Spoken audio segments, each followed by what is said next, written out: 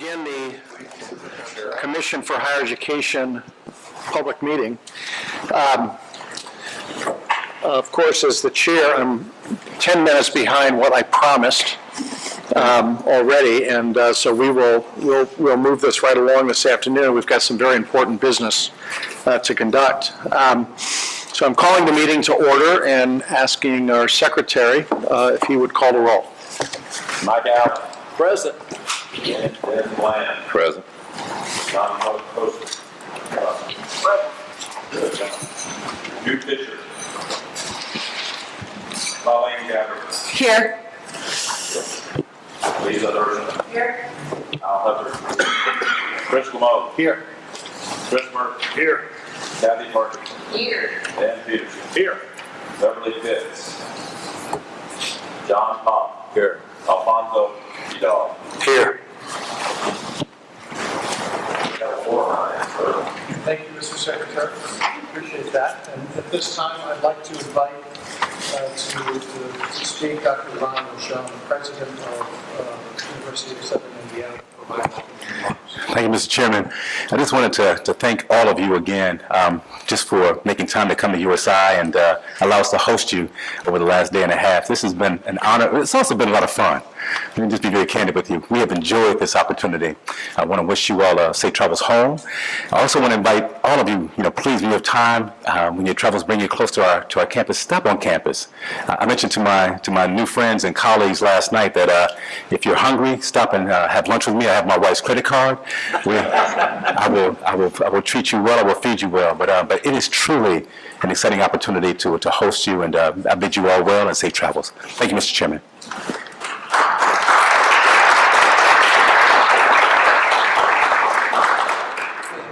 On behalf of the Commission, I just would like to thank you for the hospitality that you and your team have shown us. We had a delightful dinner last night where I learned a number of things, including how to value the quality of a tie. Yes. But we had some terrific discussions this morning, and I know I'm not going to pronounce it correctly, but Provost Kayam,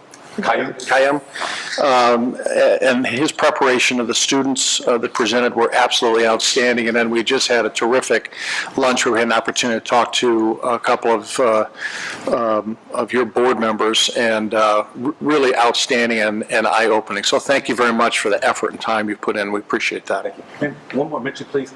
Madam Commissioner, I want to thank your staff also. Your staff's outstanding. They work hard to provide all of us great services, and they make everything seamless. So I just want to make note about your staff as well. Thank you so much. All right. Good day, you all. Thank you. Thank you. Well, I have a couple of announcements before we get started related to our faculty member today. As you know, both our student and faculty members serve 2-year terms on the commission, and we're saddened that our time with Kathy is halfway over, which is almost More than halfway over. It's almost mind-boggling when we think about it. It's been a terrific addition to this commission, and the appointment process for the next faculty representative of the commission will begin this winter, with the application becoming available in February of 2019. So fortunately, before her time with us concludes, Kathy will have an opportunity to lead. Fortunately, she'll be leading the biannual Faculty Leadership Conference, and that's held on Friday, February 15th of 2019, and that will be in Indianapolis. This conference serves as an opportunity for faculty and academic administrators across Indiana to engage in policy discussions related to faculty. The 2019 conference will focus on community engagement with the addition of breakout sessions with state and national leaders in this work. We can expect to hear more about this event in the coming months. In line with the 2019 Faculty Leadership Conference theme, I have the great pleasure of announcing the Commission's new award for Indiana faculty committed to the Scholarship of Community Engaged Teaching. It's the inaugural Gerald Bepko Faculty Community Engagement Award. This award will be presented annually by the Commission to recognize faculty at Indiana institutions who are exemplars of the scholarship of community engagement. True to its name, the award is meant to honor Jerry's legacy and his long, long work in service in higher education and on our commission. I also would like to recognize that we have a former member of the Commission for Higher Education in our audience, Karen Whitehouse. And I wanted to recognize Karen. Thank you for joining us last night and joining us today as well. Delighted to have you here. And with that, Madam Commissioner, I'll turn it over to you. Thank you, Mr. Chairman. I wanted to begin by acknowledging someone in the audience as well. I thought I would have another opportunity to do this in December, but it doesn't appear that we will. As I think most of you know by now, we're losing one of our favorite, government rep. All of you are our favorites, of course, but but we've had the opportunity to work so closely with Greg Good, who has been at Indiana State for many years. I fear that this day might be coming because he's had a siren's song to him for the northwest part of our country, as well as opportunities to return there. And a great opportunity came forward to him to become the president and CEO of the Historic Trust in Vancouver, Washington.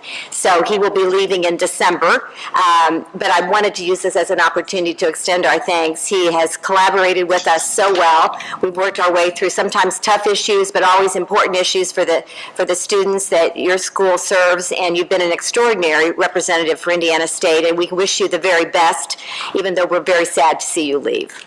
You're here.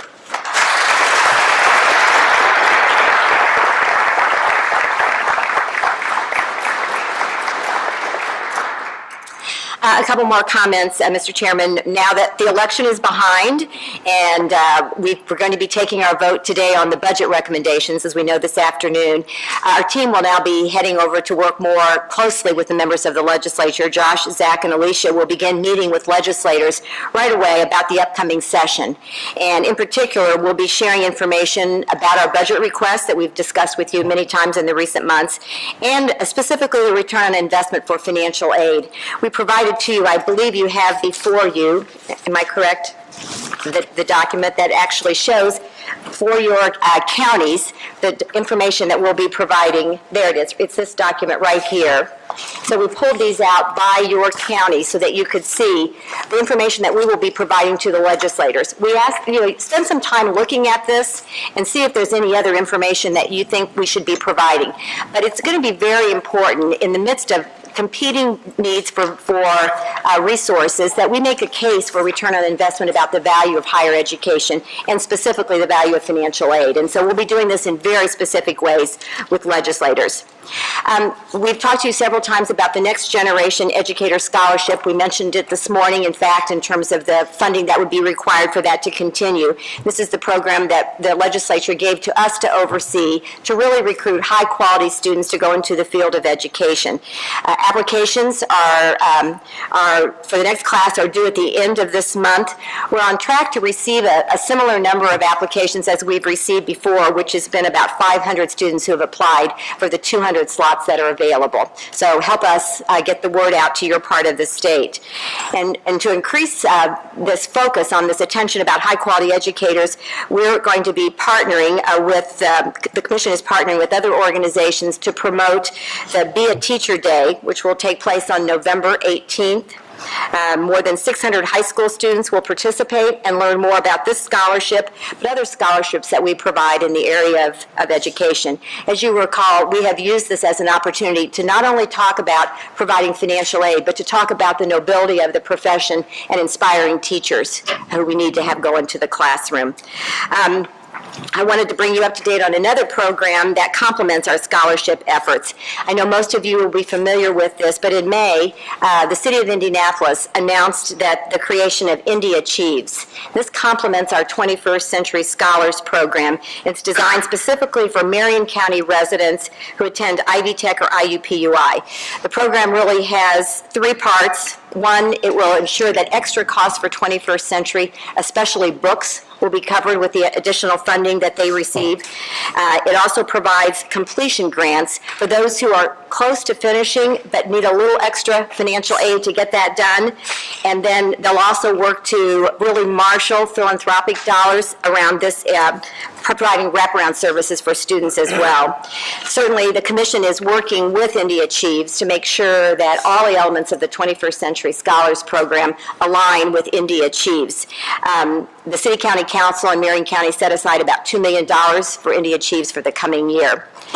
I've also provided, somewhere in the midst of all the papers you have in front of you, which are plenty, an article that appeared in this last week's Indianapolis Business Journal entitled "Advance Your Education and Enhance Your Life." Also included in that week's IBJ was our Career Ready magazine. We work with the Governor's Office and the Department of Workforce Development to make sure that, of all of our magazines, but especially this one, we work with the Department of Workforce Development because it really promotes education and training choices for adults. Greg Morris's commentary really called out our efforts and talked about the importance of addressing the education and training needs of adults. I thought it was especially timely since today we're going to talk about that issue as well. Our most recent numbers show that nearly 11,000 adults have enrolled in training programs under the Workforce Ready grant. We're going to continue to keep our foot on the pedal for that to make sure that everybody knows about the opportunities that are available. Thank you, Mr. Chairman. With that, that completes my report. Thank you, Madam Commissioner. Commission members, your agenda books have minutes from our last meeting for approval. Do I have a motion? So moved. Second. Motion seconded. Any discussion? All in favor? Aye. Thank you very much. All right, we're going to begin our public square discussion. On October 11th, Governor Whitcomb announced that Skillful will begin operations in Indiana, bringing investment, training, tools, and innovative methods to augment Governor Whitcomb's next-level workforce development plan. Skillful Indiana is one of many initiatives working with Indiana businesses and the state's educational community to create better pathways to good jobs for Hoosiers. Our discussion today will focus on how Skillful and other Indiana initiatives are helping Hoosiers navigate post-secondary and career transitions. And I believe, if I'm not mistaken, Indiana is only the second state that Skillful is operating at. I think Colorado is another state, so that's exciting. So our discussion today will focus on those Indiana initiatives and how they're helping Hoosiers navigate post-secondary and career transition. And joining us for this discussion today, we have on my right, Danny Lopez, who is the chairman of the Governor's Workforce Cabinet. Danny, nice that you joined us. On the screen above me, to my right and to my left on the walls, is Beth Colbert, CEO of Skillful, the Markle Foundation. Chris Lowry, Senior Vice President, Workforce Alignment at Ivy Tech. Chris, good to see you again. And Kathy Huffman, ECO Attainment Network Manager with the Community Education Coalition. And we're delighted to have you. Sean Tierney is going to be moderating this discussion, but we'll start the session by turning it over to Danny and Beth. So Beth, if it's okay, I'll lay the groundwork and turn it over to you for the next. I just want to check that people can hear me, that's all. We can. Perfect, great, thank you so much. Thank you, Mr. Chairman, and let me, just a point of personal privilege, I'll echo, Teresa and her staff are wonderful to work with, alongside the staff. I mean, you all know how great Teresa is, but the staff in particular, I'll call them out, are just wonderful and responsive and truly doing a often unacknowledged or unrecognized work around the state in delivering for our constituents. So you should be very proud of the work that the staff is doing. So in Indiana, we, as you all know, because you have been such an instrumental part of this, we have invested a great deal of energy, resources, capital, political capital in building a very seamless pipeline from pre-K all the way through career and training. And that has been the goal. That has been the emphasis for the governor. It's really to create a system that gets more kids off to a stronger start, creates a pathway for every one of our students to adult success, gives our adult workers and working age Hoosiers access to training that really aligns with real work opportunities, training and education or learning, and then providing tools for employers that help them recruit and retain and train their employees and in a constantly evolving economy. But I think the fundamental question for us which is the foundation for so much of the work that we do is, are we going to continue to challenge our institutions, whether that's higher education, K-12, certainly our employers, to think differently about their needs, think differently about the needs of the economy, and go from this system that we have had for so long, where we lean on our education system and say, are we producing through our education system the talent that we need as a state, and start thinking as employers and educators, collaboratively, are we jointly, and government, the public sector, producing the type of talent the state needs to be globally competitive, to remain globally competitive? And that's really going to be the fundamental question for us. And so when we think about the investments that we have made, we're continuing to invest, as Teresa mentioned, in moving more and more of our adult folks into STEM-related fields, getting them through to completion of advanced degrees. We're giving more adults training, adult basic education training that leads to real credentials. The governor and everybody really has echoed the message that a high school diploma just is not good enough anymore. And so what are the valuable credentials? Some of that is traditional higher education, much of it is not, but what are the skills-based credentials that we are getting in the hands of our Hoosiers to make them marketable in a new economy? Again, the investments in pre-K, doubling the funding there, computer science in every classroom, the creation of graduation pathways that have really become a model. Graduation pathways with this work-based learning component really has become a model for the nation. I get more calls on grad pathways than anything else from states wanting to know how they implement a similar model. But the reality is that we also have whole swaths of really talented Hoosiers that don't have the credentials they need. And they need to better understand how their skill sets and the skills that they bring to the table fit in a digital economy. So that's a big component of this. And we need to help our businesses better understand what their actual needs are and how they identify those needs within the talent pools that exist in their communities. And right now, this is critical. We hear so many employers say, I just can't find the talent. A lot of times the talent is right under their nose. They just have to think differently about what they actually need. And then we have to be able to translate that for higher education to ensure that higher ed and K-12, but higher ed in particular, is delivering the type of training and learning that is relevant for a 21st century economy. And so when we began conversations, and Beth and her team with Skillful came to us and we started these conversations, it was exciting from so many different components. It was a validation of the work that is being done in a bipartisan way in Indiana. But also it's an opportunity to really change the landscape in Indiana and so many of our communities, to strengthen our local workforce boards. The local workforce system is such a foundational piece of the puzzle. So the work that Beth and her team have done in Colorado in strengthening the relationships between the boards and their employers and their higher education institutions can be replicated here. And then, of course, such an emphasis on career coaching and navigation and the expertise that Beth and her team bring. And the investments, the partnerships that they bring are going to be instrumental in helping more of our kids and our adults navigate the system and get into the lanes that they need to be in to have lifelong learning and long-term career success. So with that, I'll turn it over to Beth. She's wonderful, and I'm excited to hear from her. I'm glad you can join us. Thank you. I don't know how big I'm projected in the room, so first I want to thank all of you for the work you put in every day to focus on this issue and help Hoosiers get access to the education that they need. And it's been great to get to know many of you thus far in our journey, and we look forward to continuing to do so. I also want to add a particular thank you to letting me try and do this via Skype and video. So we'll be counting on the technology of the 21st century to carry us through today. And fingers crossed, it will actually work for the next hour. So I can both talk and also listen and learn from the other presentations as well. Skillful, just so I can, and I have 2 slides that we may want to put up on the screen, and that also may help you not to look at me, that we wanted to talk about. So Skillful is an initiative of the Markle Foundation in partnership with a number of great institutions. Microsoft Philanthropies has been with us since the beginning, and a range of others as we've come to Indiana. Next Level Jobs, Lumina, LinkedIn, Walmart, Purdue, and the Purdue Extension System, that is focused on the issue that is the topic for today. How do we help adults, and we're focused on working adults, get connected to the good jobs, because we know there will be demand for those jobs in Indiana, right?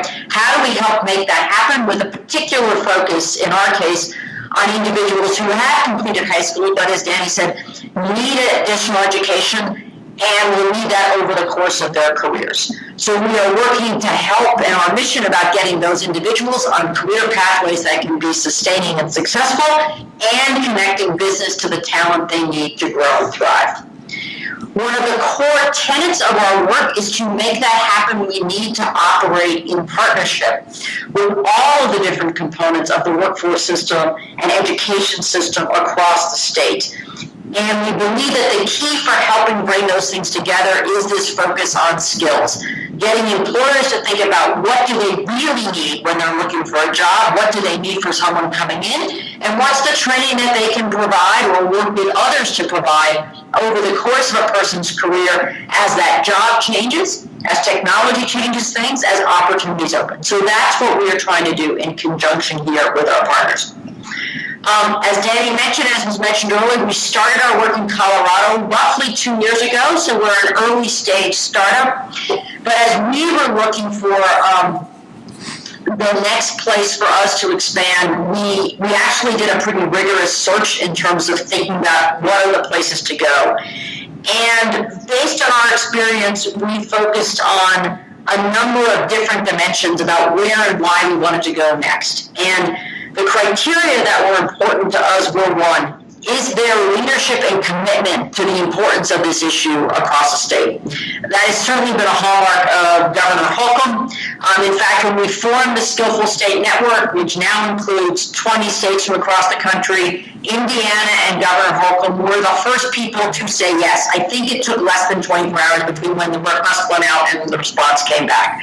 So that was indicative of his commitment. The request came out about the same time as his State of the State speech, which I know was focused on workforce development. So in this case, our timing was good, but it demonstrated his commitment to this issue. Second, are there great institutions to partner with? And I think in particular, the education community in Indiana was something we saw as a place where there is real leadership and commitment to innovation. Third, is there a real need? We know that the Indiana economy continues to grow, and there is this real shortage of the talent that we need, and no one wants that to be a hindrance to economic opportunity. And finally, is there an ability to collaborate? And one of the things that has struck me and our team, and we have been traveling throughout the state on many visits, is the sort of can-do spirit of, hey, we want to help Hoosiers realize their potential. What can we do together to make that happen? And so for us, the choice of coming to Indiana and being able to partner with the great institutions here was very appealing, and we were so excited about the enthusiasm that's come with that. As we thought about what we learned from Colorado, let me just talk for a minute about a couple of the lessons learned, which I'll then get to a little more specificity about the work we're doing next. What did we learn from our work over the last 2 years? One is we need to take this concept of focusing on skills and credentials and move it to something that is tangible. If I'm a 100-person small manufacturing company, is there something I can do to make this transition happen? 2, technology is absolutely changing the future of work. How can we leverage technology in this process? But we also need to recognize that a personal touch still matters. That is part of the reason we have put such a focus on coaches, because we see that when you get an individual connected to the right person who can help them make the hard choice, help them understand what opportunities are and their potential to fulfill it, it makes a big difference. So it's technology, but it's the personal touch. Education institutions that are connected and understanding these opportunities and are responsive and can create the kind of innovations that I know are underway in the state are absolutely fundamental. And finally, this work has to happen at multiple levels. It has to happen at a statewide level, but it also has to happen on the ground in communities, because that's where you get the connections between individuals and employers and the local institutions that can be providing training. And so we've taken all those lessons and brought them together as we've designed the program that we are working to put in place in Indiana. And I will tell you that this is still a work in process. And so it will continue to design and evolve, and we'd be happy to keep this group updated as we go forward. So if you can flip to the next slide.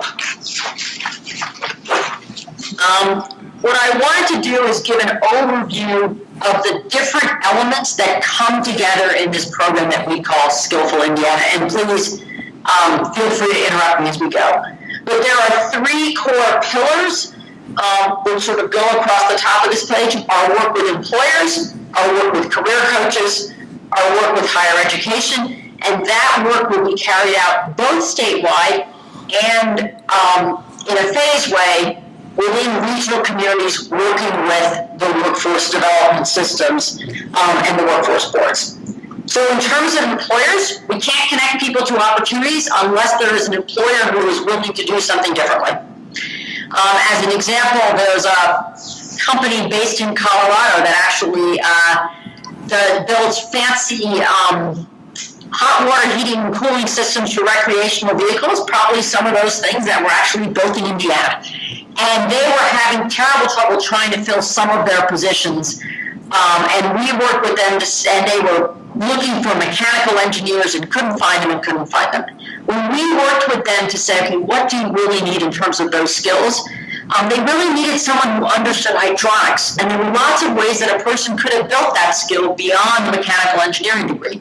Someone who was a diesel mechanic actually fit the bill perfectly. And by changing how they thought about this company was able to access a new pool of talent, and a number of people were able to get access to not just an initial job, but a company that was committed to helping them grow from that frontline role to a supervisory role into management. So that's the kind of transformation for employers that we're talking about. We built a toolkit that has about 90 different assets in it that we're going to bring and customize to fit the Indiana context. We built a training program that's really aimed to help a small and mid-sized businesses, particularly one that does not have a big HR shop that can implement things, to do this work. And we're going to work with companies too. So that's our employer initiative.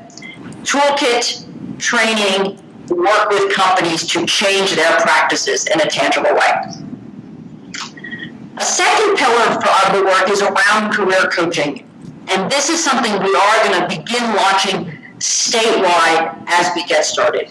We saw the value of coaching in making a difference for individuals, and we also saw the value of bringing together the many different kinds of people who provide coaching to individuals. Some of them, as I know Chris is going to talk about, work in the career services function in the community college or in other post-secondary institutions.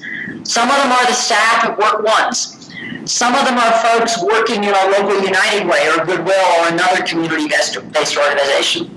Some of them are folks in the HR Department of Employers, and they can be part of this. And in fact, that's an innovation that we are adding in Indiana that we haven't done yet in Colorado.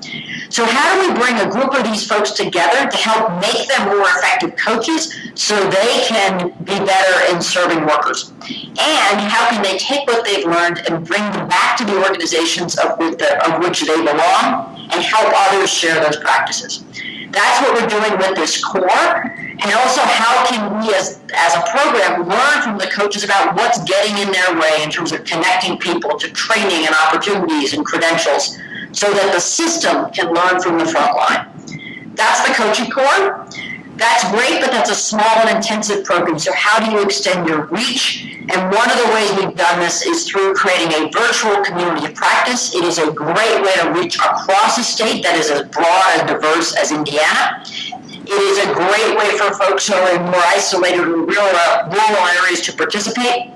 It's done virtually. It's actually powered by our partners at Microsoft and their Teams platform, so that people can both get access to learning and training. We do regular webinars and be a resource for each other. We've had enormous hunger from this group in Colorado that we've been testing this.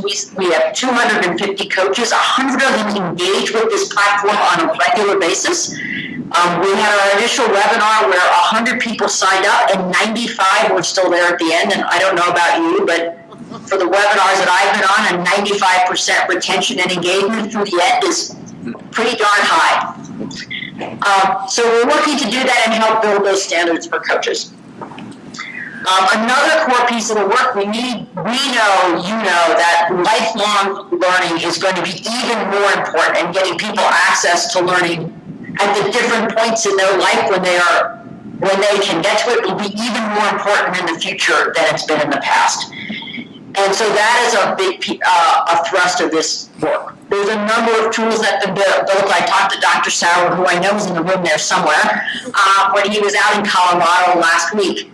There have been tremendous investments in Indiana about data, how we can use data to make smarter decisions for people, whether it's through things like Credential Engine, whether it's helping to understand outcomes, whether it's linkages to tools like the Jobs Data Exchange. How do we actually take those tools and make them work for students, potential students, educators, and employers on the ground? We're going to be working and very grateful to support for Lumina around this, to say how do we make those tools really work for people on the ground and spread their use? How do we help make sure that people have access to information, building on the programs that you have in place? How do we support and make sure that people are thinking about these new and emerging occupations? So that's another piece we're doing. The way we're going to do this work is through both statewide and local engagements with the regions. And so some of the work, like the employer work and some of the educator work, will probably start more in the regions. We're going to be focusing on 4 initially and work our way across. And some work will work statewide. The coaching initiatives will launch statewide. The last piece, and then I'm going to stop talking, is when we talk about this, and you'll hear it over and over, this is about partnership and leveraging and building on the work underway, because there's so much great stuff that is already underway. And that ability to partner was one of the things that got us excited about coming to Indiana, and so I look forward to continuing that partnership as we proceed. So I'm going to stop there for a minute, if that works for those of you in the room. Will we get a copy of this? Yes.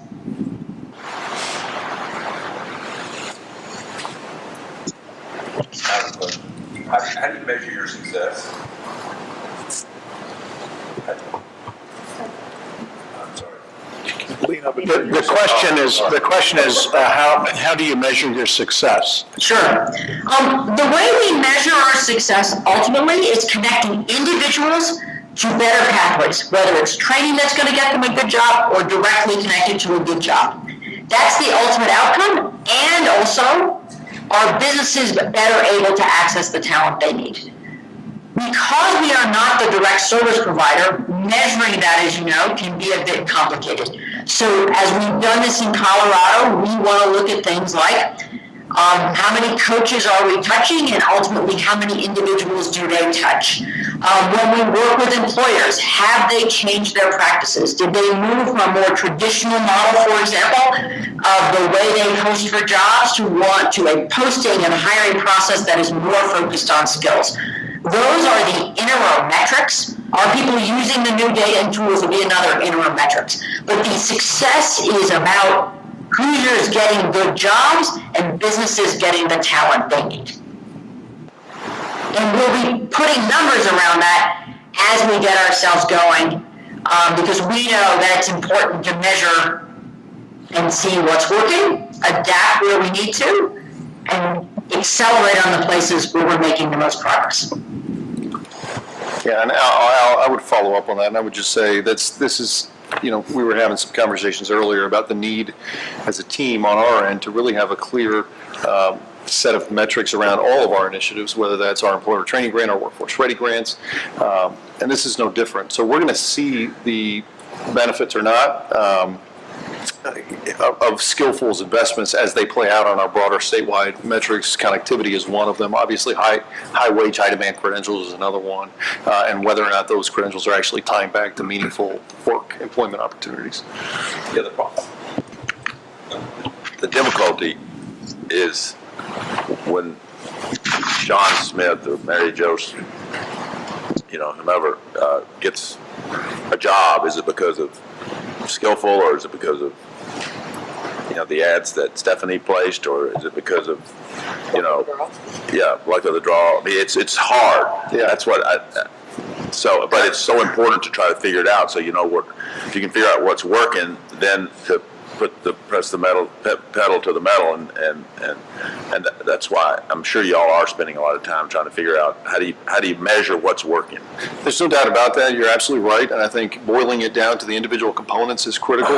But I also think, as Teresa likes to talk about, and is rightfully so, this is everything that we're doing here, including Skillful as a component of this, and obviously all the work that your institutions are doing, and Chris and his folks are doing, Sue and Chuck are doing at the community college level. This has to be a moonshot moment for the state. This has to be true culture change statewide. Getting people to understand lifelong learning differently, understand competency-based system in a new economy differently. Those are really stubborn numbers to move. And it's a really hard thing to change that kind of culture quickly. So you're right, we've got to boil these things down, because that's how we know whether the investments are working or not. But I think to the degree that we see and we can feel the culture changing in the state of Indiana, that's how, in large part, we're going to know that we're really on the right track, I think. I don't know if you all have something else to add, but... I just wanted to tell you how excited I am to hear about this work that you're doing. I think it's so important to have the communication between higher education and employers, and in this regard, to where you're identifying the skills in particular that employers are looking for, and then trying to deliver the certifications via credentials for those skills. I think that that's going to help us to retain and even increase the value of a college education, which is so vital at this point. Could I ask a off the subject slight question? Colorado has legalized marijuana. Now, employers, we drug test. Are they still drug testing, or do they? What do you do? How does that impact the situation?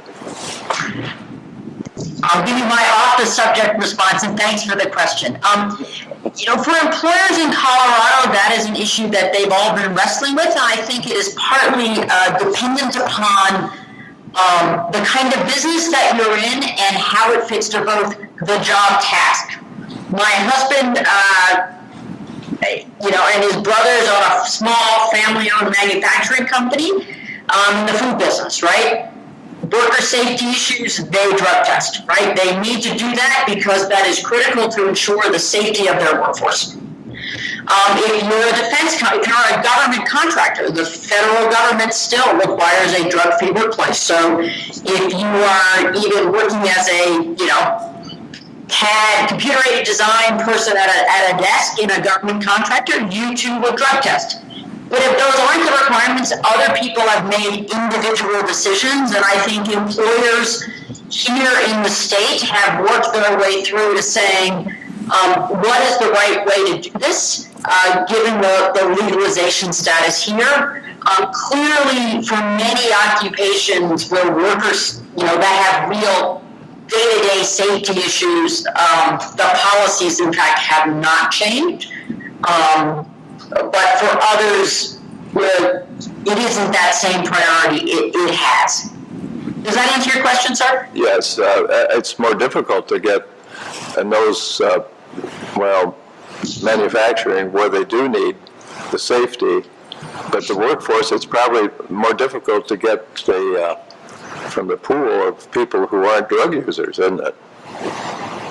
Yeah, I think, it's interesting when we do a lot of work with manufacturers here, and we hear about that, but I will tell you, we hear more about how do they find people, how can they identify the people who have the skills that they need? And I think you've seen in the behavior of individuals a recognition and an understanding that says, if that's a good job and I want to get it, my behavior has to be part of that. Yeah. Okay, thank you. Sure. I've got maybe a question that might have multiple parts. Danny, you and I were talking right before the meeting started about the fact that this is an extraordinarily heavy lift because you're talking about culture change, and culture change is something that is very difficult. It requires long-term, sustained effort at it.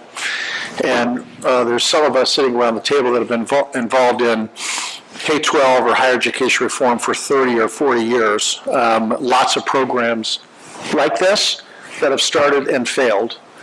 This is very exciting. I like the way that you've identified the verticals that need to be aligned. The thing that comes to mind that I'm curious about is I think we often fail is on the communication side of this. I'll pick just one vertical and one piece in that vertical, and you're talking about small to mid-sized business. The reality is most of the jobs being created in Indiana are from small and mid-sized businesses. Most of them are ill-prepared and not sophisticated at trying to attract, find, identify employees, much less communicate what their needs are. That by itself is an incredible heavy lift over years, maybe a decade.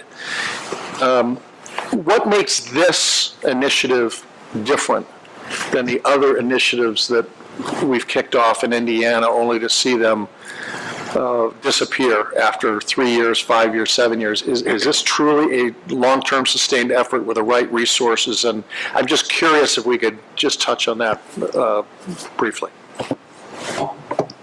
Beth, do you want to start? Sure. So let me answer, because I don't know all the Indiana pieces, but how we thought about the very important challenge that you raised and how to make this sustainable. Based on what we've seen in looking at programs in other places, and Danny or others can probably add more salience around Indiana, but I think many of these issues are the same.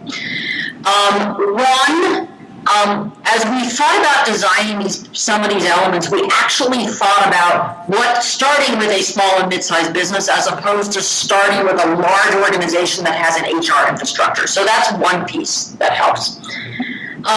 Two, we believe that employers will sustain the change in their practices when they understand the business benefits that this brings, right? How does it actually reduce turnover? How does it reduce time to hire? Those are things that have real cost to a company, so you need to talk about the benefits in terms that a business person, and I was a business person for a long time, understand. Two, or three, I guess, we are trying to use technology to make it easier for these things to happen. One of the pieces that we started to develop, and it's still pretty much in the pilot stage, but we want to bring to Indiana, is a tool that actually helps a small business change the way they post a job description to focus on skills. You don't have to sit there and type it out from scratch, or in this case, nor do you even have to edit a Word document. By the way, that's technology in all of our lives. But it's a little more like a TurboTax-like experience where you sort of describe in normal terms what you might want, and it pops up with suggestions for you. That process might take you 10 or 15 minutes versus I know when I stare at a blank computer screen and have to start writing from scratch, I usually just give up and just take the old version and put it out there on the page. So how do you use technology to help make it easy for people? How do we work with local partners? The workforce boards are going to be there, the local chambers, the local economic development associations, so that they are part of this as well, and it becomes part of how they do their work. How do we change the HR providers so it links to them? So, for example, we are working to get this SkillsWorks training certified through the Society for Human Resource Management. That makes it more likely that human resource professionals will actually participate and stay engaged. Or if you have IT providers that start looking at this, when you look at LinkedIn now, today, you can go to LinkedIn and actually put skills, and they're making a lot of investment to clarify those skills and to link it to things like Credential Engine. So when, sort of the infrastructure asks about skills and credentials, and you don't have to do all the work yourself, those things can help sustain culture. So it's a mix of making it easy, using technology to make the process better, embedding it with organizations. Those are the things we will hope overcome the very real challenge that you've keyed up. Now, I would add to that. I would say there's a few different things, Mr. Chairman, that I think make this ripe for success.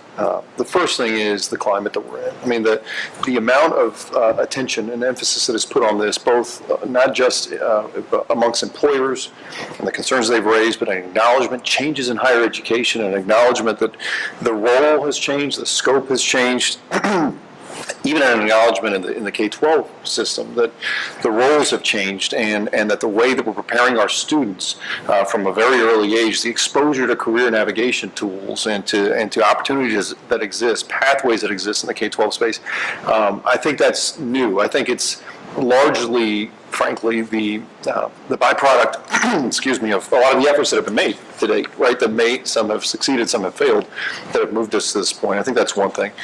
We love Skillful's kind of very focused approach. It's not all things to all people. It's three very specific lanes. It's targeted. They are intentional about working primarily when we're talking about the employer piece.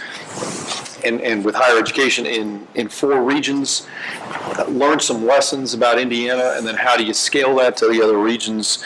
So it's a very intentional approach with the right kinds of partnerships, bringing dollars to the table, frankly, even from outside of the state of Indiana, that we've not seen anymore, seen in the past. So I think that's another piece of this. I think we have created and begun to create a true seamlessness across the pipeline, which is critical here, right? So we can't tackle this in sort of siloed ways that we've done it in the past.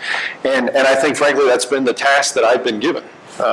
Which, we talked about the lift that is and what that represents. But I think the task that I've been given is to look at, not just higher education, or not just the adult space, or not just vocational rehab and what we're doing for folks with disabilities or in the K-12 space, but how are we setting common targets? How do we have common metrics? How are we looking at outcomes differently? How are those programs synergistic rather than siloed? I think, we had a call yesterday across the state agencies, and I think that was a perfect example of what's happening now that I've been in the state for 10 years and I've not seen happening previously. We're having conversations about what IEDC is doing and how the approach at IEDC has to change, and what Teresa and her team are doing, and what Jen Walthall's doing with respect to folks with disabilities. And all of a sudden, people saying, well, wait a second, we're working on that too. Can we get together and maybe either combine efforts or set some common outcome targets? That is not something that the public sees, because that's really something that's the work, right? That's the sausage making, but it's happening, and I think that makes it different. And then I think, I'll give credit where credit is due. The fact of the matter is we have a very hungry first-term governor who's willing to put political capital on the table, who's willing to acknowledge the fact that, in some cases we're not going to bat 1,000, and we're going to have to get to a point where we run up against a barrier, but we're going to pivot, and we're going to acknowledge the fact when it doesn't work, and we've got a governor who's willing to say, well, that didn't work, we're going to try something different, and who understands that this is the issue of the decade, who's willing to make investments. We've got a legislature, again, on both sides of the aisle that already have made significant investments, are continuing to make significant investments in the workforce space, but challenging us to think about that differently. And when you've got, I think, that combination of factors, that really sets us up well. Is there a, again, is there a guarantee for this stuff? No, but when you think about the team, the talent and the expertise that Beth and her folks are bringing to the table, and the emphasis and the outside the box thinking that we as a state are trying to bring to the table, and our partners are trying to bring to the table, I think we're ripe for real success. I'm going to use my prerogative as the moderator here, or at least the nominal moderator, to say I'm really struck by how much Danny and Beth have really highlighted the collaborative spirit with different partners, and I think that really tees up nicely Chris and Kathy. Chris, if you want to present a little bit on what Ivy Tech is doing. Sean, thank you. And thank you, Liz, for grabbing the presentation. Well, thank you for allowing me to be here today. For, I guess, the second time this year. Earlier in the spring, you invited Chuck Johnson and me to talk about shorter-term credentials, and on behalf of Ivy Tech, we appreciate the invitation. Danny, I wanted to say, I'm not a member of the commission, but I wanted to say I second that motion on several occasions, different things you were talking about. Whether it's the intentionality, one of my absolutely favorite words, the intentionality with which all of this is being approached, whether it's the commission, whether it's DWD, IEDC, the work with Skillful, the governor's new cabinet. I find great promise in all of that, but also thinking about culture as I get ready to share with you. I'm going to share a few slides with you, some things we're doing at Ivy Tech around career development. It's also, we believe, very germane to, congruent with the work that has been done on the governor's cabinet. I was asked by the governor to chair the Career Coaching and Navigation Action Team. We made our recommendations about a month ago, I guess, to the cabinet. Those were adopted. This is congruent with that. But, from the culture standpoint, I was sharing with Dennis. By the way, I feel like the three of us do this kind of as a gig. We end up speaking at events together just a few weeks ago. But I was sharing with Dennis before your session started that I really wanted to have lunch with you, but I opted out of that because I was near our campus here in Evansville. I spend a lot of each of my days with employers, as I think it should be. I'm Senior Vice President of Workforce for the college. But I was touching base with those employees at our campus here in Evansville to check the pulse and hear what they're thinking and see how the culture changes that we are pushing are going. I characterize it just as I did with Dennis. I'm pleased, not satisfied. Things are moving in the right direction. I'll give you one example that struck me. We were talking about this urgency that Danny alluded to, the dynamics of the marketplace today, what employers are facing. There are a couple of really specific changes I see. I think all of you have heard some of the work we're doing in conjunction with Department of Workforce Development and Department of Correction. It's really encouraging, and that's been occurring for the last 12 months now. It started with the women's prison in Madison. I received an email late last night, the very latest cohort of women who are being trained in high-wage, high-demand, industry certification-specific areas. The entire cohort passed. To my knowledge, every woman except one, since a year ago, has passed those national certifications, MSSC, CPT, American Welding Society, various of those. I know the governor has attended one of the graduations that we've had. We're now into the hundreds. And what's more encouraging to me than any of that is that the employers have now come alongside. I know some of those employers very well from my days, 20 years at Hillenbrand before I stepped into this world.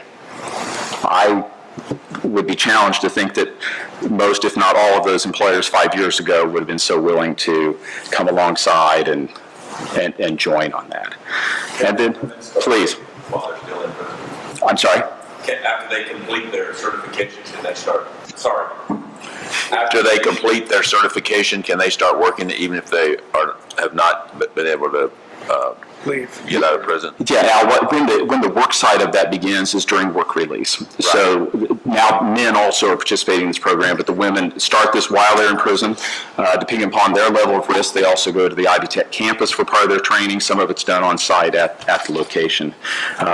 Just lots of credit to the people on the ground who've been making that happen, from DOC and so forth. But that's the example of where I'm seeing culture change.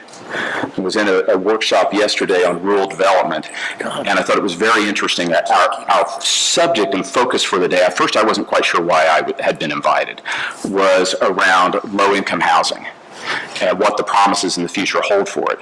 Well, during those conversations, someone, I can't claim credit, said, do we realize there are I think it's 425 locations in Indiana, the number of individuals at those locations who we've not thought of necessarily as an aggregated group for the workforce, right? Thinking about that as a stream of individuals, first of all, need to be lifted up, need to be skilled up, need to be part of the economy. But that's what people were saying at that meeting. And I was thrilled. You know, somebody else probably would have thought it was kind of a nerdy thing, but I was encouraged that that's the way people were thinking. So I'll share with you really quickly some of the things we've been doing in career development.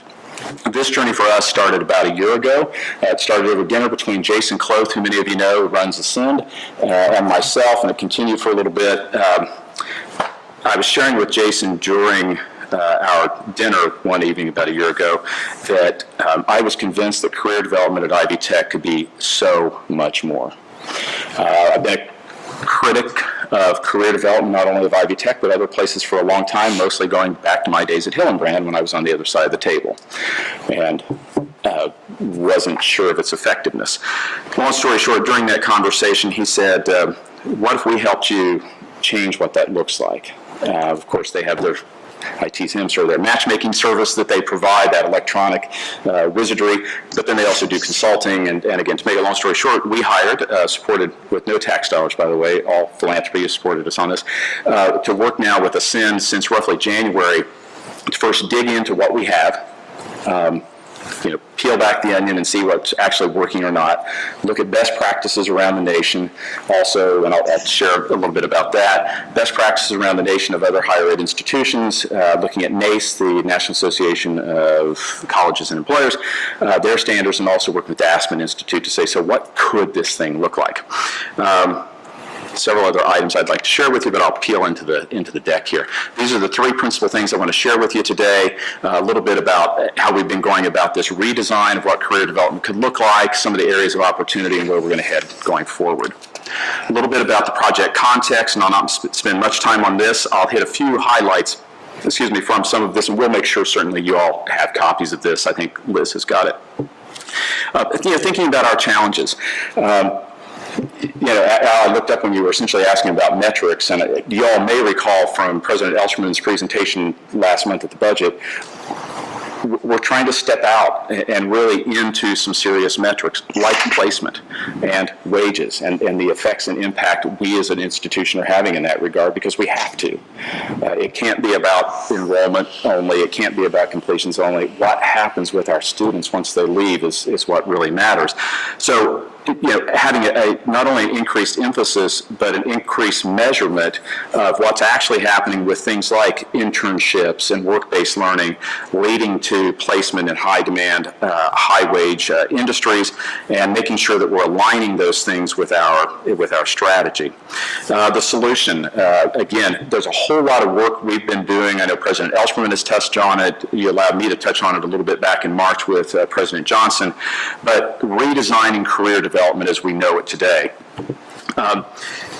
For some of my colleagues, Danny and others in the room, one of the statements in there talks about it being employer-driven. As I want to say, that's about every third word in our conversation. If we're not talking about the employer and their need, then we need to be rethinking our conversation. But having it very employer-driven, data demand-driven. For the results, helping students make really informed decisions and admitting when they're not and saying, why is that? I have some anecdotes I'll not take time to share with you today, but having those students really understand why they're choosing what they want to choose to do and not having just default decisions in the process. Again, placements into internships, results around wages. We're tracking this because we decided to this year. A year ago, as we were developing our strategic plan that President Elshman has shared, we started looking at that. And as of the way we're doing it right now, our wages 1 year out from completion with us, regardless of what the credential is. We get the data from DWD, I think with the help of Department of Revenue. And to make a long story short, the first thing we started to measure against is Indiana's median wage. How are our graduates doing against that? We'll get more sophisticated, but we decided to start somewhere. In May of 2017, for graduates from 2016, 38% of our graduates were at or above the median wage. Not good enough. This year, it was 41%. We've set an audacious goal, and we're marching toward it. Over this 5-year plan, which you all have seen, we will be at 80% or better against Indiana's median wage. That's a heavy lift. But it comes from the focus on these high-wage, high-demand areas and programs to be, as Danny was talking about, very aligned with our economy. Liz, I'm trying to click and I'm not sure.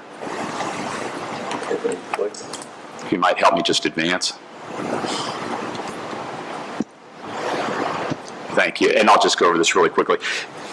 This shows you the approach that Ascend helped us to take in this process, really doing discovery, assessing what we were looking at, and I'll share that with you in a moment. And then the bulk of our time then has been spent around development, and we're close to the completion of the development phase. Good. It looks like it worked there. In our assess phase, I would share with you that many of the things we uncovered were not surprising to me. But rather than just not be surprising to me, we wanted to quantify them. Students don't know enough about career development. It doesn't start soon enough. Employers don't find it friendly enough. If I sound like I'm being disparaging to our organization, I am not.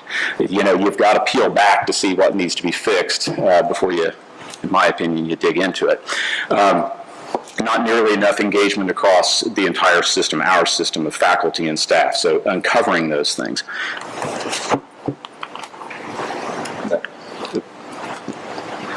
Next one, thanks. Thank you, Liz. So, you know, in the assess phase, we really did two things, and again, I would share with you, Ascend has been our partner in this. President Ellsworth and I felt it was really important to have a third party pull alongside us, who could help us really be blunt with what we found out, and you know, really a strong assessment so that we would go about making it better. Some of the very high-level things we did to get to this, you know, what I don't have up here is part of what catalyzed this was an employer survey that we had done. President Ellsworth asked me to take on this role roughly 2 years ago. We did an employer survey on multiple things to see how we were doing. We also did SWAT sessions. Some of you may remember those at CICP meetings. VOC sessions out at the employer and so forth. That was a catalyst for this. Several interviews, you can see those there. And what resulted were both a current state and best practice report. Next slide, please. Oh, we just lost it, Liz. I'll keep talking while we bring that back up. We will send to you, there we go, a copy of these three reports because we think you may find them interesting. The first two at the top led to the third one at the bottom. A current state assessment, and this was really looking at what we're doing in career development at Ivy Tech and saying, so how's it look? You know, what are the pluses and the deltas on this? Taking a best practice report, and I'll share with you how we did that in a moment, and saying, so what could be? We visited, contacted, and so forth, several community colleges and universities across the nation, many of which are known for some either pockets of excellence or more broadly for their expertise. Georgia State is a standout, and I think some in the room know that. There are some really interesting things that Wake Forest is doing, some really specific things they're doing, including that were supported by the Lilly Endowment. So we looked at a number of these to figure that out. What came out is what we call an alignment report at the bottom. And, you know, in my old days, that would just be a gap analysis. It was really the gap analysis that said, what ought we be doing? Liz, I think I'm doing that. Thank you. So some of the learning from the best practice report. You know, looking at program components, one of the things that we have come to determine from looking at what we do today versus what could be and what is best practice is simply early and often. Rather than a student saying, well, I guess I'll be done in May, I suppose, here in November or December, I ought to be thinking about that career thing. I ought to be fixing to do a resume and see how that turns out, because that is really common. Saying, how can we have all of these things that they ought to be doing early and often, even beginning before they start classes? I would share I had to adjust my opinion on that. I had said, look, I really want them to be starting the first week, or maybe I'll settle for the first month. And the team that's been working on this said, well, actually, a student who's coming to us ought to have some of those things understood. Taking a career assessment test like ICE, like the Indiana Career Explorer, or others, to really understand what it is they want to do so that they start to hit the ground running. Really looking at ways in which to collaborate. I heard Beth talk. She and I were meeting last week, so Beth, it was good to hear also some of the things we discussed. But collaborating, whether that's with the workforce development boards, local chambers of commerce, and others, to say how can we do this together. Achieving institutional alignment, where in the research we found that we were not aligned, so whether it's in portions of the staff and faculty, et cetera, making sure that is there. Employer, and employer engagement. We heard the same and came to the same conclusions on behalf of the governor's cabinet, that as we engage on behalf of career development, that's got to be clear. Beth, I liked your words. We have in here, online platforms, but what we also began to characterize it is as high tech and high touch, especially for our students. We know they have many challenges when they come to us, and the high touch side of it is imperative. Let me go to the next one. This is a little busy, so I'll try to just sum it up for you in a few words. Along the way here, we developed a vision and a mission. All the best practices said you really better understand where you think you're going to try to go if you're going to, actually try to get there. And the vision really focuses on engaging in work and learn experiences, and as we're starting to measure now, obtaining employment that aligns with needs of the workforce. That's what we've been working on, especially the last year and a half or so, and the career development side needs to be there. Being really intentional, being proactive as you kind of go around that wheel, integrating employers, and you'll see a bit of that in a moment, being able to scale through technology, and we've looked at a number of solutions, and then holding ourselves very accountable. Some of the leading indicators of success that we've called out, you'll start to see where I was coming from earlier, but really engaging students early in this process. So that when a student comes to Ivy Tech, they're not only making a decision to come and find skills and training and education that they need, but they will know when they come to us, this is about getting a career someday. And whether you're completing with Ivy Tech or whether you're transferring to another institution after a year or two, it's really about entering the workforce. It's about being part of the economy. So, as I mentioned earlier, things like career exploration, and not just once, but various times if that is needed. Things as simple as having major specific orientation, so that when the student starts, she or he really knows what to expect, and the expectation is that someday this is going to lead to a career. Using market data. We're starting to use that data ourselves at the college, and we're still figuring out how to do that. Looking at, I think, as you all know, aligning our programs with the market needs. We've done supply and demand analyses on every one of our programs at every one of our campuses, and it's revealing when that happens. But getting students to a place where they know that's part of their job in being a student is to understand what exists in the marketplace.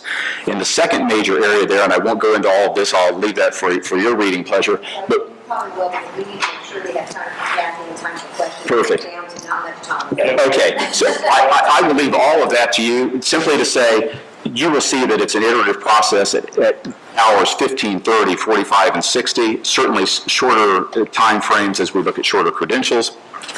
And as we go on, one of the key things I wanted to point out for you in here is that just as high school students have a graduation plan, in this plan, every one of our students will have a career action plan focused on what the outcomes are. Talked about employer engagement, talked about the technology, and then lastly,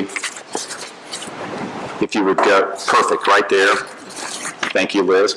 To sort of bring this to a conclusion, and we'll send all of these things, the documents that I referenced earlier, and then the rest of these, as we finish producing these over the next few weeks, we'll send these to your team, Teresa, so that you can get them out. But really the action plans and the next steps for doing this. We've already talked, in fact, with Ascend to come alongside us as we begin to implement this, because it's going to be rather robust. But again, I guess the easiest way for me to summarize this is to say we want to create a culture for Ivy Tech Community College that says you're not just coming there for education and training, but that you're coming there because you have an eye toward being a participant out here in the marketplace, in a career, and that you know that before you arrive with us, and you arrive with the expectation that that is going to be as much of your focus as learning how to be, as learning something like industrial maintenance, or to be a nurse, or to be in IT, or one of these other areas. Look forward to your feedback when we send these materials out. Would love to hear any suggestions and any engagement you'd like to have with us on that. Thanks for the time. Chris, quick question, just when does this launch? When do you anticipate working through all the deliverables and an actual launch? Yeah, thank you. It's a great question. So we will have what I think of as the implementation plan done by the beginning of January. Get my way, it'll be done by the holidays. We'll have that done by the beginning of January, and then what we're going to do is pull apart from that how much we can get started right now. There are going to be implications. We know there are going to be some technology things that we just can't do today. I would share with you that President Ellsworth and I and Jason Cloth have begun to meet with, we've had several meetings with substantial philanthropists about that kind of part of the equation. One of those conversations was one evening last week, sharing with them, getting their feedback, and so we've done that several times, but we'll begin immediately with what we can do, and when we get to any staffing implications or partnerships where we need to pull somebody in and say, we really need to partner on this, we'll do that as we either get that capability, or if it's from a funding standpoint, for example, with philanthropy, we'll do those things. But we're going to start whatever we can as soon as we can. Thank you, Chris. Next, we're going to hear from Kathy Huffman from the Echo Attainment Network. All right, thank you. I appreciate being here today and having this opportunity to share a little bit with the Commission on a very tangible piece of work, if you will. You have a handout in front of you. We will get to that. I'll walk you through it, but I just want to set the stage quickly first. Maybe I should do a quick time check about how long do you want? We have about 10 minutes left. Okay, I can do this pretty quickly. That's all right. I got my watch out. We're ready to go. All right. So I was asked today to share with you some of how we engage employers, and I think on a regional level, in our work with the ECHO network, the best way to do that is to share a piece of work that's very specific to some of our particular strategies. So we were designated a talent hub back in September of 2017. That's a designation by the Lumina Foundation, one of 24 communities across the country. It's the entire region of Southeast Indiana. That designation speaks to the work that has been done over the past decade and the ability to collaboratively work together and accelerate educational attainment. So there's a picture of our region, just to remind you where we are. We're 10 counties, Southeast Indiana. It aligns with the DWD's Economic Growth Region 9. And the Community Education Coalition is located in Columbus in Bartholomew County. The ECHO Network is the largest initiative within the Community Education Coalition. So we always start with a common challenge and a goal. It's part of the way we do our work. And of course, the challenge for the entire country is Goal 2025. This is a challenge we all know is bigger than any of us can do alone. You've heard a lot about discussions today, how we're tackling this together. And I just want to point out that this is an issue at every single level, every small town, every region, the big cities in our state, as well as all across the country. And in our Talent Hub designation, we are one of 2 rural sites. There are other sites such as San Antonio, Nashville, Tulsa, Oklahoma, Cincinnati, and us, southeastern Indiana, and most recently Elkhart County, Indiana, was also awarded that designation. So we've got some partners now in our state working on these strategies that in our particular case are all about adults that have no college experience.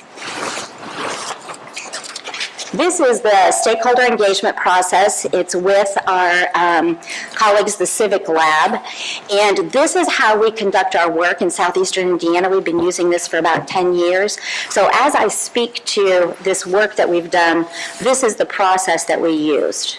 Okay. For us in southeastern Indiana, we had to think about what does that goal 2025 mean, and how do we figure out how many more people does that mean? How many more people do we need to get through some kind of training to earn a credential or a post-secondary certificate or degree? So we did a little reverse engineering. We took census data, and at that point it was census through 2015, and our attainment rate, associates and above, was just about 31% for the region. So 60% seems like a long way off, but what could we do as a midterm goal for 2020? And if we did absolutely nothing different, it was projected we would hit about 33%. So we decided, well, what if we bump that up a little bit? Can we get to 35% attainment at that associates and above by 2020? So then we did some math, creative math perhaps, on how many people live in our area. We determined that meant 3,900 more people over and above current production, if you will. So 3 categories: traditional age students, students with some college, and then adults with no college. And that is our target population in our talent hub, the adults with no college. Work is ongoing on those other 2 target populations. Kathy, go ahead. Yes. Did you, obviously, this is the way Illumina has done it in the past with no inclusion of quality certificates in that. When we've been including 5% on quality certificates, are you giving yourself the bump at all, or are you just going to continue to have the associate's degree or higher? For these slides, what we have in there for the data is associates and above, but we are very interested in that credential, short-term industry credential certification training.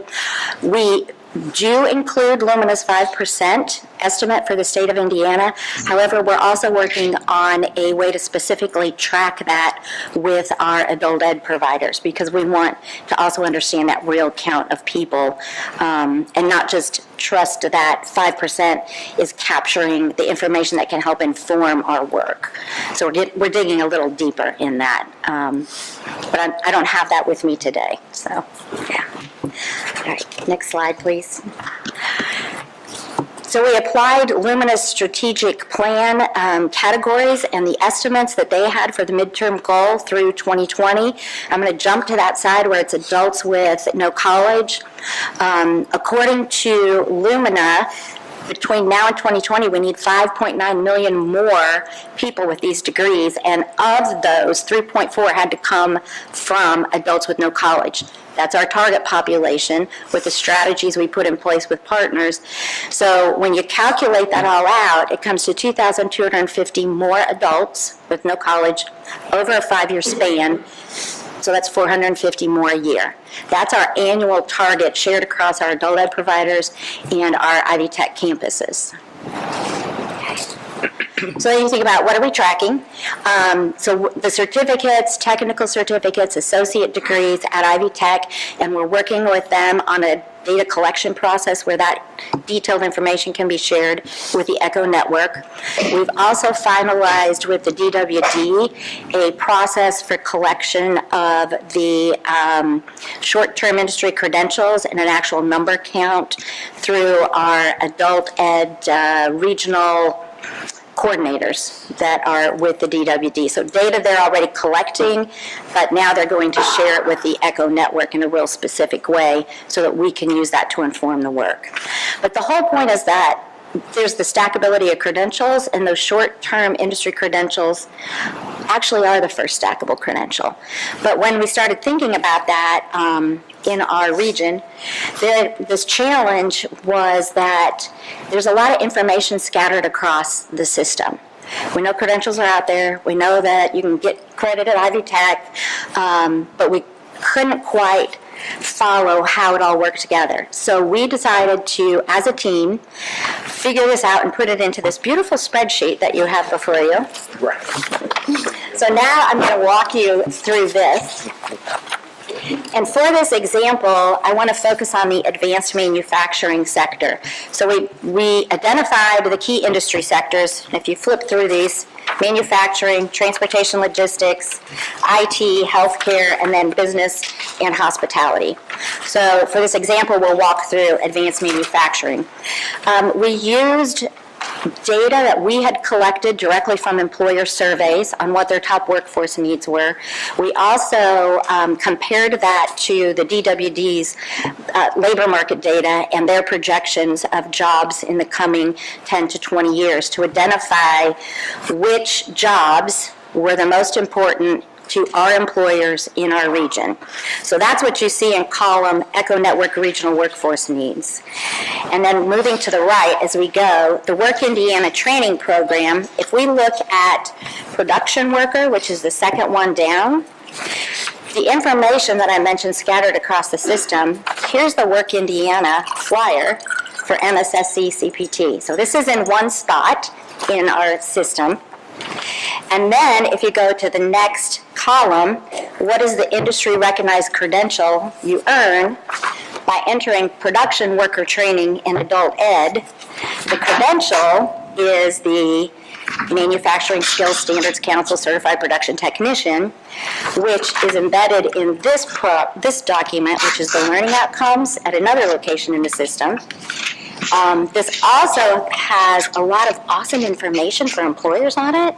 This is 130 pages worth of what are those skills that are available and people learn when they go through these short-term trainings. So this was another piece of information we pulled from. The next column tells you, is there a training provider in our region? So to do that, we have to go to IM Training and look up our region and who are the training providers for every single credential we might be interested in. So this, yes, we have training providers for this MSSC CPT. It means there are training providers, but it doesn't necessarily mean there's a class happening right now. So there's another site you have to go to if you're working in adult ed to understand if you have a class you can actually put people in. I don't have a paper for that one. But all of that to say, it's pretty crazy to try and maneuver. So this was our project together with our partners to make the system a little more doable, easier to work on. Now we're at the point where we're going to cross the green line and we enter Ivy Tech world. This project started because our adult ed providers wanted to do more for their students. They didn't want them to stop at that short-term industry credential. They wanted to be able to advise them, what is the next step for you on this lifelong learning of educational journey, and let me introduce you to our friends at Ivy Tech, and look, you've already earned some college credit, so you can do this. And then there's a handoff to Ivy Tech. So we're in Ivy Tech land on the green side, and we want to see what courses this credential translates into. So I go to the training and certification crosswalk and look that up. That's what you see in that first column. Then we wanted to take it even a step further and say, what are those stackable credentials at Ivy Tech that you can earn? So we go to the curriculum guide, and you'll see how this production worker credential translates into industrial electrical, mechatronics, all the way over to an AAS in industrial technology. So there's this advising piece that can happen through this tool.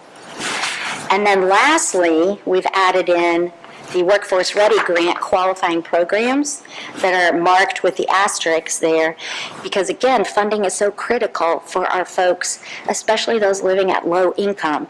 So in order to help them navigate the system, let's make sure that people who are doing the career advising have the tools necessary to show them that pathway and make those connections for them to the resources and the people who are going to help them along that way, all the way to completion. And finally, the last thing on the far right column, which Ivy Tech campuses in our region offer these particular degrees and certificates in this pathway. Because back on the adult ed side, they want to be able to tell them, if you do this, you can go to Columbus, or you can go to Lawrenceburg, or you can go to Madison, and you can sit in the classroom and have one-on that instructor face-to-face, which is important. The adult ed providers felt for their students to have that personal connection with the learning in a classroom. So there's just one more slide that I'll share with you. We do have a sense of shared responsibility for this with the partner logos that you see across the bottom. And this was also to share out this tool. Don't want it sitting on a shelf collecting dust. So all of these organizations have rolled this out. It's been shared extensively within the adult ed system, even as a best practice on one of their statewide adult ed webinars. It's been shared extensively within Ivy Tech on the campuses that we work with advisors, enrollment centers, workforce alignment staff. We're reaching out to United Ways. It's been presented to the Indiana Talent Network at Illumina Foundation convening in Nashville, Tennessee. So the point is that this is bringing everyone to the table at the beginning to work on this together, create a tool that can be useful across the system. I think that really speaks to the fourth item that Beth mentioned in terms of Indiana's willingness and ability to really collaborate across bounds and really tie all those pieces together. I want to open it up to questions if we have any questions, time permitting. Obvious, and we probably are out of time, but the obvious thing that we continue to need help with, and from Beth and Danny and from both of you as well, and anybody else who's a partner in this, is bringing, I know that this is a great way to try to bring clarity to this, but we would still be hard-pressed to explain this in a way that makes sense to people across this normal walking around Hoosiers. And so I think back to whoever made the comment about communication and how we communicate this in a user-friendly way. We need to spend an equal amount of our time now that we've spent with all this good work leading up to it to figure out how to get people to understand it. And so with that, I don't know, Beth, whether you want to make a final parting comment, and then Danny, and then we probably need to move on, but I want to give you a chance to respond and just share any final thought. Can you hear me? Great. Yeah. So thank you, and I thank you, Commissioner. I love that last comment. It is really important because for all of this to connect to real people, get them to real jobs, get them real training, they've got to understand what's out there. And I like the challenge that you've posed to us, and we are happy to take that up and keep challenging us on that. And it was really exciting to both hear the comments and of the other participants, because I think, as Danny said, these things all fit together, and when we bring them together and communicate them clearly, we will be driving the impact that we need. So thank you all very much for having me. Thank you all. Well, as we close the public square, let me just thank Danny, Beth, Chris, and Kathy for coming in, driving down, spending your time with us on this really critical, long-term, heavy lifting initiatives. So we want to encourage you to keep driving. Thank you very much. Appreciate it.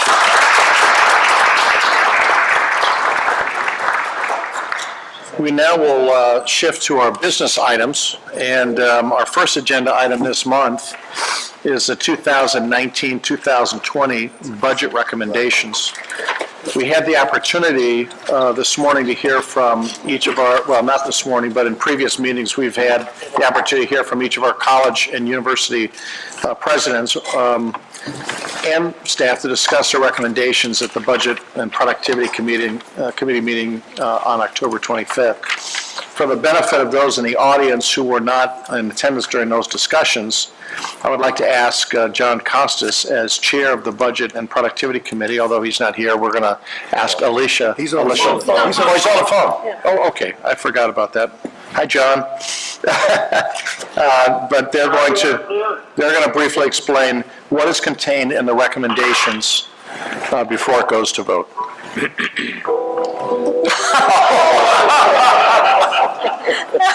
That be? John, are you gone? I think so. No? Well, Alicia? Well, you guys all have a presentation in front of you, and I will just speed through this and hit the high points that we had discussed earlier this morning. Just like the commissioner mentioned earlier, our goals for our CHE budget recommendation was aligning to our strategic plan, aligning our recommendation to support improved student success and completion, maintain our commitment to student financial aid, and our commitment to the state support for higher education, as well as increasing the pool of performance funding and the amount of institutions' total budget funded through performance. So this is just the budget pie chart, everything that we talked about before. As you can see, the operating, which is affected by performance funding, is by far the largest part of that, with financial aid being the second largest. And then as you look through there, debt service, which is capital. And all of those different pieces of the budget pie are explained on the next page or slide, and like I said, we discussed all of these earlier this morning.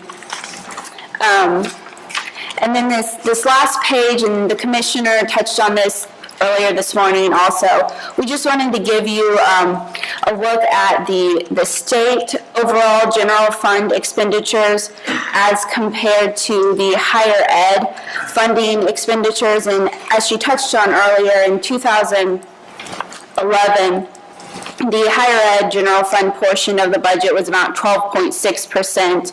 And as we go down to fiscal year 2019, it's only about 12.2% of the total general fund expenditures. And there's some other markers, so you can look at the growth of the higher ed budget versus growth of the state general fund in terms of the percent change in expenditures and then the compound annual growth rate. So for our budget recommendation, we are recommending to continue increasing performance funding, which affects operating dollars.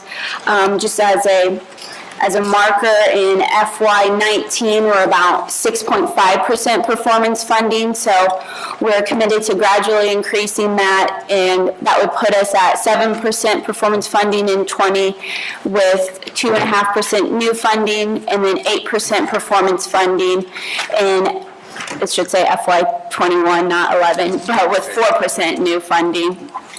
And then I mentioned kind of the nuances in terms of the new operating base. We're rolling in the line items that were put in this current biennium. And then our recommendation is recommending funding existing line items, no new line items, with a 2.5% increase, and continue funding dual credit at $50 per credit hour, which I mentioned is about a $5.4 million increase if you compare it to 19. So I know I'm going through this all pretty fast. We discussed a lot of it this morning. Just a reminder, when we're talking about performance funding, these are the 5 metrics that are used in the performance funding formula: overall degree completion, on-time degree completion, at-risk degree completion, STEM, and then student persistence. The other part of our recommendation, a large part of it, is the capital, which you see here. And what I've done is included the capital projects that are funded in our recommendation.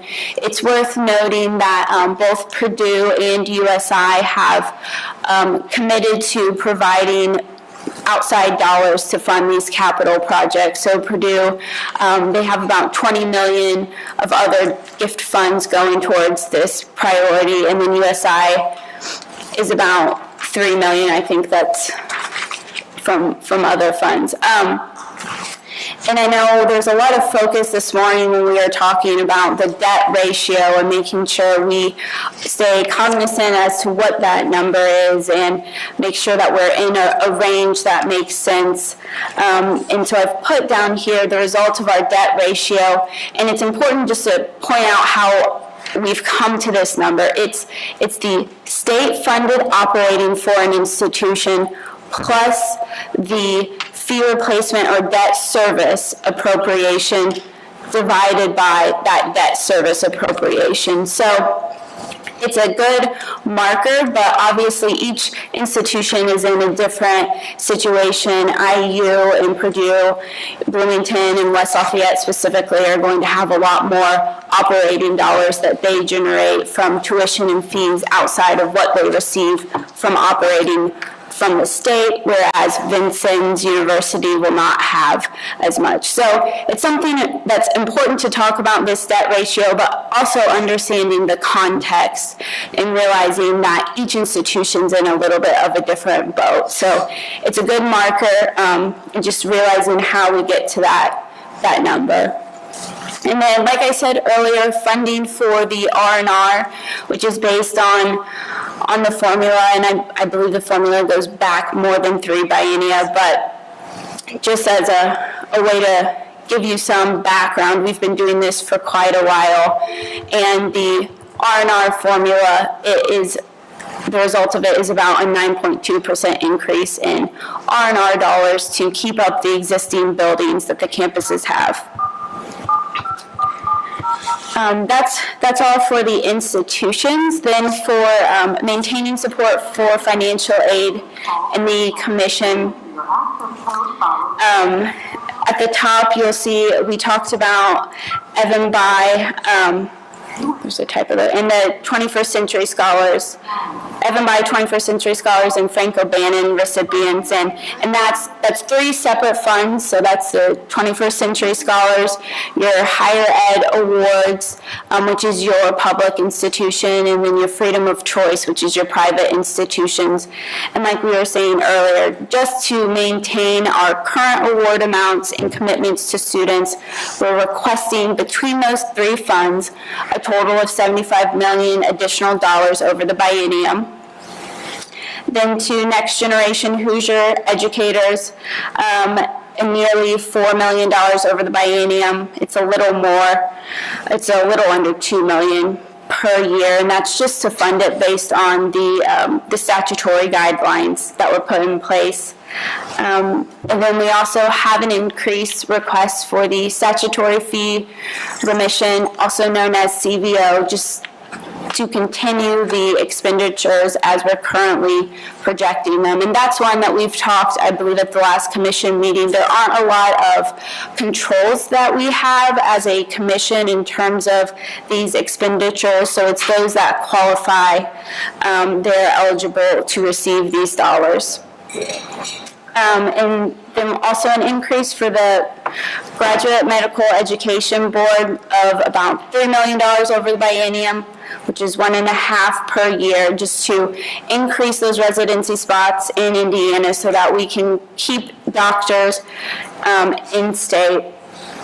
And then the last one is the Commission for Higher Ed Data Software System Update, which houses all of our information that we do, all of the reports, and Ken's team with the academic side, and then for us doing these budget runs and the budget submissions from all the institutions, updating that for the future. And then the next, this is just a breakdown of all of the different funds that the agency is in charge of. All of those at the top are financial aid related. And then all of those at the bottom are our operating appropriations. And then you can see the percentage increase for all of our agency funds. And then the last slide here is just the overall, what our higher ed budget recommendation is. And for the general fund, when you include the institution's recommendation as well as our agency recommendation, it's about a little under 2% increase from 19 to 20, and then about 4.9% increase from 19 to 21. And so I'm happy to answer any questions you guys have. And at the back of this is an overall summary for each institution if you're interested in looking at in a little bit more detail how that shakes out for each institution. John, have you rejoined us on the phone? I sure have.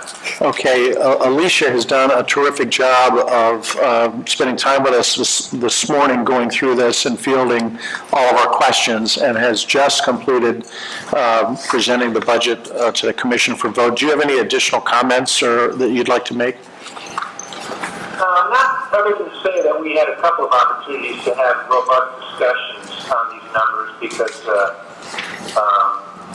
obviously they're very important numbers, and I think there was certainly a strong consensus that they were a good recommendation, and we worked through a number of issues during those discussions. So I just think Alicia did a fantastic job and made that discussion much more effective and helpful with her presentation. Terrific, thank you. Are there any questions from the commission? Chris? I'd just like to make a comment. We talked about this morning, but I think it ought to be on the record here. One of the things in the debt, in the budget is the debt issue. We've had for a long time sort of a guideline of 10%, trying to stay under 10% or a 10% debt service. We're over that today, and we've, over the last few years, encouraged the use of debt because rates were so low. Rates are moving higher now, and I think it's appropriate for us to move back to trying to ensure that we stay within that range. Every dollar we spend on debt service is not spent educating a student. So that, and I think the point you made earlier today about R&R, making sure we're focused on R&R and keeping the facilities in the appropriately maintained so that we can deliver on our mission across the state. Yep. Good points. Thank you. Well, we have heard the recommendation from the commission staff. Is there any further discussion? May I have a motion? So moved. Motioned and seconded. Any further discussion? All in favor? Aye. Thank you, John and Alicia. Thank you very much. The next item. It's amazing how fast you can spend that money. That much money, just like that. At the commission, we're reminded often that collaboration between K-12 and higher education is one of the most important factors in opening doors to economic prosperity for all Hoosiers. This morning, we heard about the recent work of the Post-Secondary Transitions Steering Committee, a group of key K-12 and higher education stakeholders, and co-chaired by Superintendent McCormick and our Commissioner Lovers. That was created to develop a set of recommendations for supporting students in their transitions between high school and higher education. With the support from both the Student Success and Completion Committee and the Academic Affairs and Quality Committees, the resolution on Indiana's post-secondary transitions recommendations has been put forward for your consideration today. With your approval, the steering committee's recommendations and the commission's accompanying support will be presented to the State Board of Education at its December meeting. May I have a motion? So moved. Second. Thank you. Any further discussion? All in favor? Aye. Thank you. We have one capital project on the agenda for expedited action. It's listed on your agenda book beginning on page 19.